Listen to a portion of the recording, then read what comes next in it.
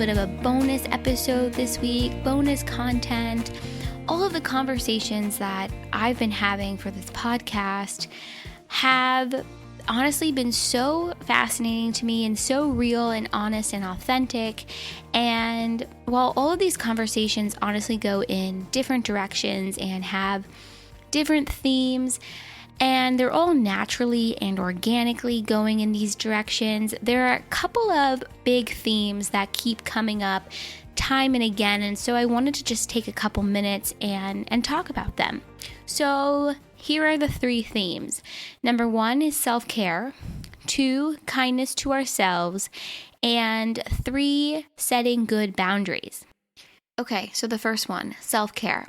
I really don't think we can get to a space of self-care where we're really taking care of ourselves and treating ourselves the right way, treating ourselves well, and being kind to ourselves, and doing things that are in our best interest, and saying no when we need to say no. We can't get to a space of self-care until we really address the issue of self-talk, because it goes also hand in hand with the second big theme, which is kindness.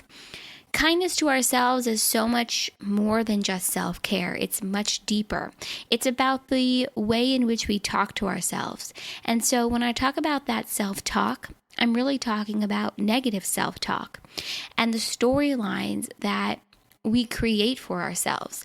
So let me rewind a little bit. Let's first start with that negative self-talk. I'm going to start off by saying that I don't always talk to myself with kindness, and reflecting on these three big themes that have come up in pretty much every episode I've recorded so far has really forced me to take a step back and think about the way in which I talk to myself and the way in which I've pretty much historically talked to myself.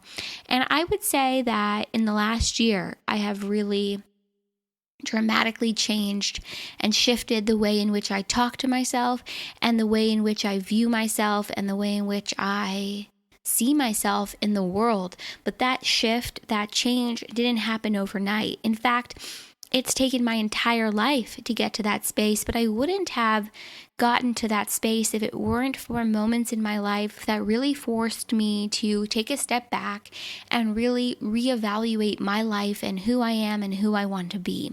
So more specifically, I'm talking about setbacks and maybe even failures. Although today I really choose not to use the word failure. I don't believe that anything in my life has been a moment of failure. I don't consider myself a failure, although this time last year I definitely did.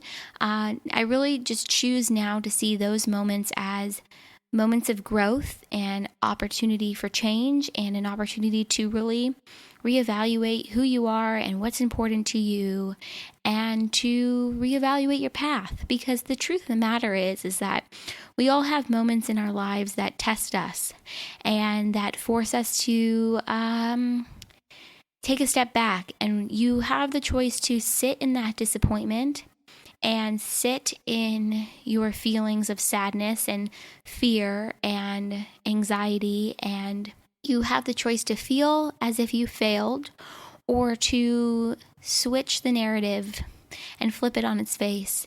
And honestly, it's really hard to do that, because I think for so many of us, we tie and enmesh our identities with the way in which we see ourselves. We tie and enmesh our identities with our self-talk, and we tie and enmesh our identities with the negative self-talk and the negative ways in which we see ourselves. And it's really hard. It's so hard, but it's so powerful to begin the process to shift that storyline and to shift that self-talk. And while it doesn't happen overnight, and if you know how to do it overnight, hit me up and I would love to share that wisdom. But in order to start to make those changes, you have to start to trust in yourself. And what I mean by that is you have to trust that you won't break, and you have to trust that you won't shatter. And if you do break, and if you do shatter, you have the tools within you to rebuild. And part of moving past that negative self-talk is practice and trust. It's trust in you, and it's trust in the universe. It's trust in God. It's trust in whatever school of thought you believe in, and knowing that there is a higher source or a higher power or something out there that you're not alone. My point is you're not alone. And while there might be moments in your life that test you and you may feel it's really hard to be kind to myself today because I messed up on that deadline. But the more kindness you show to yourself, the more compassion you show to yourself, you'll grow and you'll change and you will start to see yourself differently. And you will start to allow other people in your life to show you that same kindness and compassion. Because at the end of the day, it starts with you. And for so many of us, we get so lost. We get so lost in the ways in which we see ourselves and view ourselves. And too often, I really believe so many of us don't think an alternative exists. So if you wake up every day and you tell yourself you're fat, you're stupid, you're lazy, you're incapable, you'll never get that job, you'll never get a promotion, you'll never pass that exam, you'll never get that relationship, you'll never have that family life, whatever it might be for you, if you're waking up and you're talking to yourself like that every day, yeah, there isn't an alternative because you're not allowing the space for that alternative to manifest itself. And you're not allowing that space for that magic and that beauty to come into your life. And it sucks when you're in the middle of that and you don't think an alternative exists. It sucks. And we start to tell ourselves things and we start to build this storyline around this negativity and this self-talk. And we start to tell ourselves we're not deserving and we're not worthy. But I'm going to drop some knowledge. Are you ready for this? The truth is we are all deserving and we are all worthy just by being alive. You don't need to do anything to prove that you're worthy. And you don't need to do anything to prove that you're deserving because you already are. But when you hear these things and you read these things about worth and deserving and love and belonging, and I just keep thinking about the first time I read a book by Brené Brown. I remember coming up against this intense resistance, and that resistance that tells us, no, you're not worthy, and no, you're not deserving, and you'll never get all the things you want. This resistance is based upon old habitual patterns and ways of thinking that honestly, at the end of the day, don't serve us. Take a second and think about this. Anything that you've said to yourself that's negative, has it ever served you? It's never served me. And so I'm willing to bet that it's never served you either. So we need to start to make changes internally because change is an inside job. Think about that. No one else can process your emotions for you. No one else can tell you what's the best thing for you to do. It all starts within you. And the truth is this. Everything that you need is already within you, and you are already who you want to be. You just need to show up, and you need to do the work, and you need to figure out who you are. And so we need to start to make a change and shift the self-talk from the negative to the positive. And yeah, it doesn't happen overnight, and I hope this isn't coming across as preachy or like I'm on a pedestal and I'm like teaching everyone something, because I'm learning something new every day. And at the young age of 26, I know a lot more now than I did 4 years ago when I was really going through the thick of it, when I was in such a low place that I never thought I would be where I am today. I never thought that I would feel greater peace within myself. I just never believed that another possibility would exist. And I remember it was the summer before I went to law school that I was having this conversation, a similar one, with my therapist, who I no longer work with professionally, but she is one of my greatest teachers and one of my, honestly, she's one of those relationships that are invaluable, and I know if I ever needed anything, I could call her. And she's been more like a good friend to me in the last couple of years. And so we were having this conversation about storylines and just the importance of shifting storylines that we've created and embellished for ourselves. And I remember when she was talking to me about this concept of, Sydney, what do you want your storyline to be like? What do you want your life to be like? What kind of relationships would you like? What kind of job do you want? Who are the people you want in your life? And I swear to you, I remember looking at her And I said to her, I don't know. How the hell am I supposed to know this?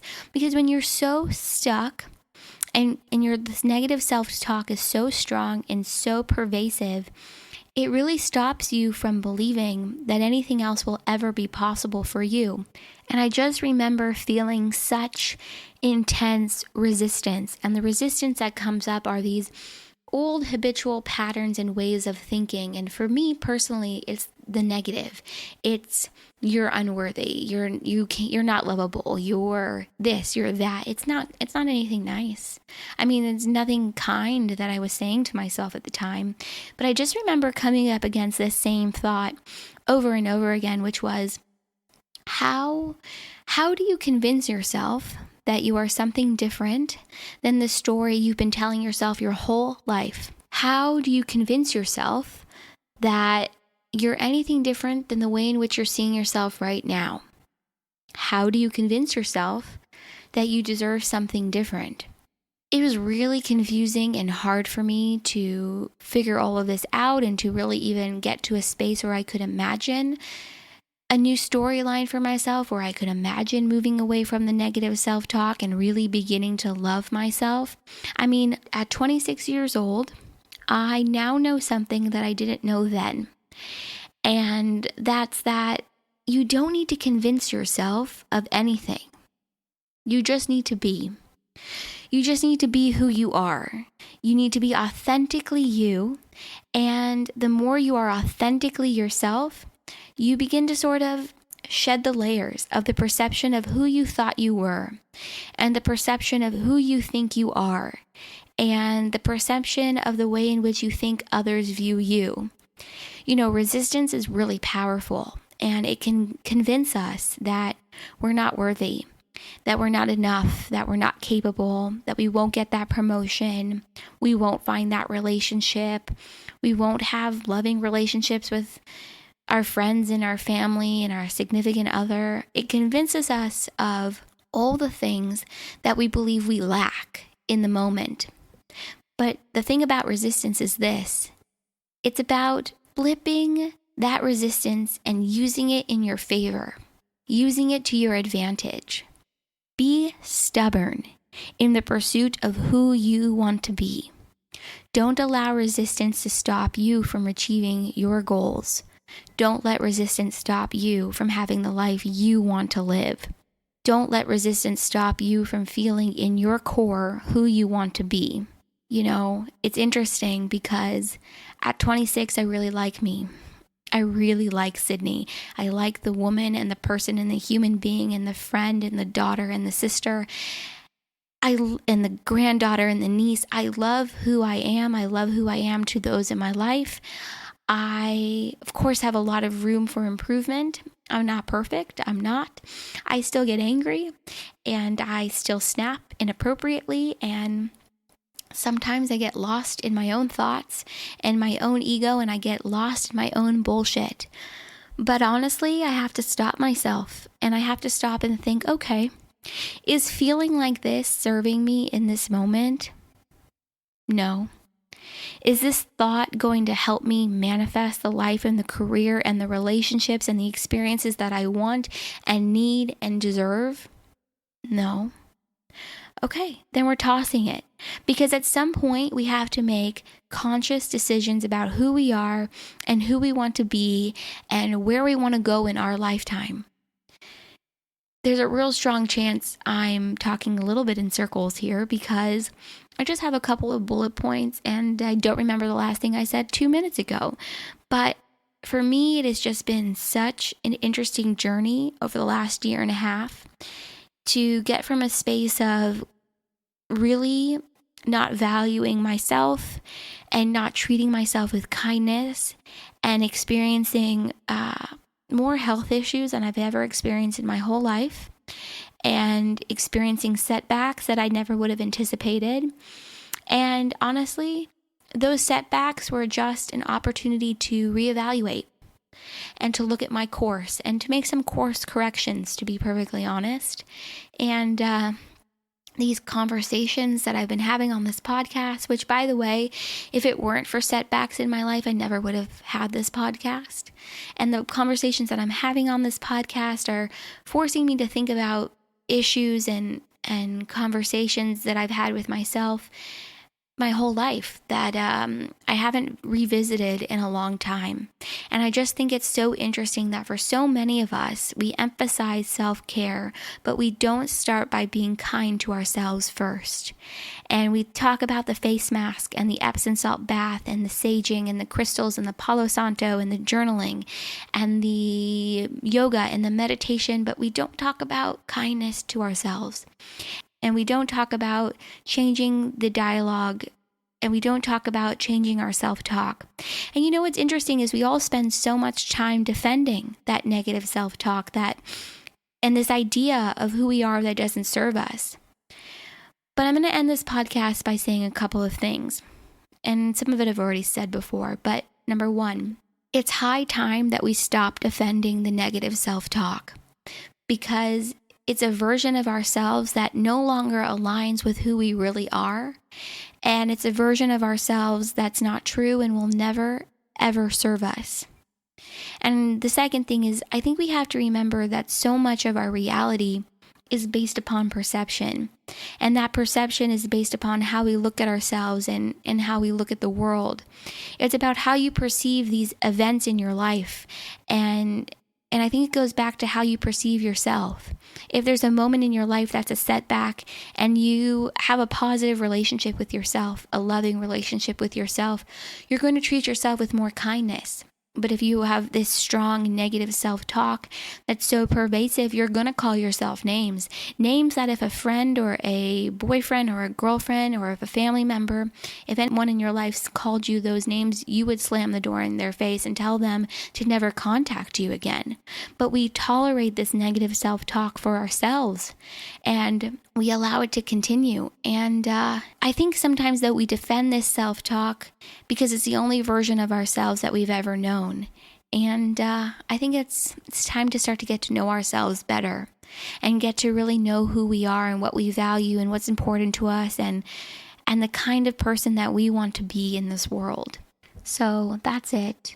That's really all I wanted to say, although this podcast has been much longer than I anticipated. And if you're still here and you're still listening, I love you and I appreciate you. And I would love to know what your thoughts are on this subject and on this podcast in general. It would mean so much to me just to create a larger dialogue around kindness and storylines, because I think we're onto something here. And while mainstream wellness really is pushing this concept of self-care, there's something so much deeper under the surface that we really need to address and get honest about. So start to weave a storyline for yourself that aligns with who you really are. And start to weave a storyline for yourself that's filled with beauty and positivity and love and kindness and compassion and hope and connection. And start to do it and write it out and write it down and start believing that you already have it in your life. Because, to manifest it, to get there, we've got to start existing in that vibration. So, love you guys, and thank you for allowing me the space to share all of this. There's so much more to dive into with these subjects, but I hope this just starts the dialogue and gets us all thinking. All right, that's it. It is almost time for Seek the Joy Tuesday, which is now what I'm calling it. I'm calling Tuesday's new episode Seek the Joy Tuesday.